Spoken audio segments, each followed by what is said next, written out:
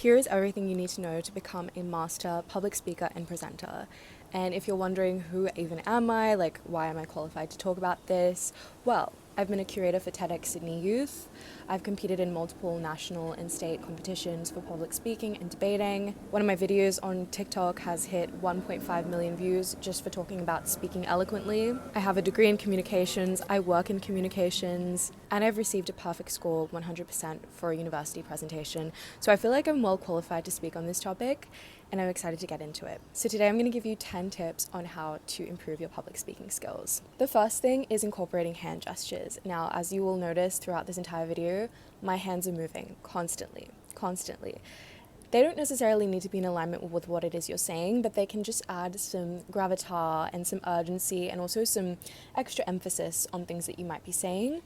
I think I'm also just very much a natural orator with my hands, and I think it's fun. I think it's engaging, and when people get sick of looking at my face, they can look at my hands instead. Intonation and emphasis is so important. Your cadence and your ability to change your tone throughout a speech can really help improve how engaging you come across, but also can ensure that certain points that you may want to emphasize are points that really get through to the audience. So if there's something in particular that you really want them to take away, adding emphasis to that point or changing your intonation to match the flow or the energy or the emotion that you're trying to convey can really help paint a picture without just saying the words. And I think that adding those extra elements just adds that extra pizzazz to any kind of presentation. Number 3 is pacing. So I think you want to have a pace that is quite steady, but I think changing your pace throughout the presentation can be a really interesting way to keep the audience engaged once again, and to also emphasize certain points or to also just get through maybe some content that is a little bit less interesting, especially when you can see that the audience is maybe dozing off a little bit. And that links to tip number 4, which is being perceptive to the audience, because if you're doing a speech or you're doing a presentation, you want to pay attention to how the audience is reacting to each kind of moment or step or stage in your speech, because at the end of the day, you are presenting to them, and the more that you kind of read their emotions, kind of read whether they are getting a little bit bored or finding something particularly exciting, the easier that you can kind of adapt the flow or your intonation, or maybe change something about the way that you're presenting to keep them still hooked in. When I notice people slightly dozing off at a certain section, that might mean that I need to get through that content quicker, or it might mean that I need to jazz it up a little bit more with those hand gestures or with the intonation or with a facial expression, which is number 5. So as you will notice, I'm quite expressive with my face.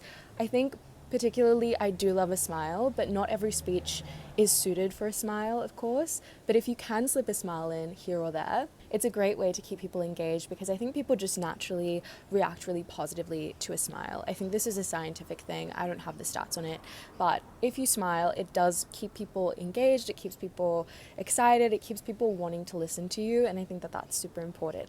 A lot of these tips as well, I'm talking with the audience in mind, because if you're getting assessed on this presentation or if you're being judged on it, you need to be paying attention to how the person judging you or how the audience member will be responding to you. So it's really important to not just speak from a personal perspective of how good you feel in the speech. You need to think about how other people will feel as you're presenting. And that might mean thinking back to any presentation or speech that you've watched that has been particularly impactful for you. What did that person do? What type of little gestures did they make? What type of intonation or pacing did they have? Just really analyzing those small, subtle details can revolutionize your speaking game. Number 6 is audience engagement. So again, along that theme of keeping the audience in mind, speaking to the audience is a great way to do that naturally. So asking a question or giving them an opportunity to be a part of the speech is really lovely. I do really like asking a question. It doesn't have to be something big, it doesn't have to be something small. I remember a speech that was particularly impactful for me involved the person speaking, bringing and handing out flyers to everyone in the classroom or handing something out to them. I thought that was a really interesting thing. Of course, you may not always have capacity to do that, especially based on how large the audience is or maybe just the structure of the speech setting, but just thinking about different ways that you can reel people in and keep them engaged is great. Number 7 is not memorizing your speech, but rather knowing the content of your speech inside and out, and at such a deep level that you can speak to it off the cuff. You don't even have to be reading anything. Like for instance, whenever I'm filming these videos, sometimes I'll make little dot points for myself, Or sometimes I'll just go and speak off the cuff about a topic that I really know inside and out, and I can speak to those dot points without having to look at them or refer back to them because I just know what I'm talking about, you know? So just getting really comfortable with whatever topic you are talking about is really important. Of course, if you're a debater, sometimes you don't have time to do that because you might only have like 1 hour of prep time or whatever it is. But if you have a speech that you've been able to sit with for time, really make sure you know it and then practice. I remember when I did my speech that was worth 20 out of 20, it was on a media law topic, and I honestly did that presentation last minute. Like, I finished the speech up the day before it was due, and then I spent the entire morning before the actual presentation just sitting in a library room and speaking to myself over and over again. I looked a little bit loopy whenever people would be walking past because I would just be like pacing around, speaking the same thing to myself over and over again. And I practiced without looking at my notes so that when I went and did the speech, I could speak fluently and I could focus more on my hand gestures, I could focus more on my body placement, I could focus more on the other little details as opposed to what I was talking about because I just knew it so well.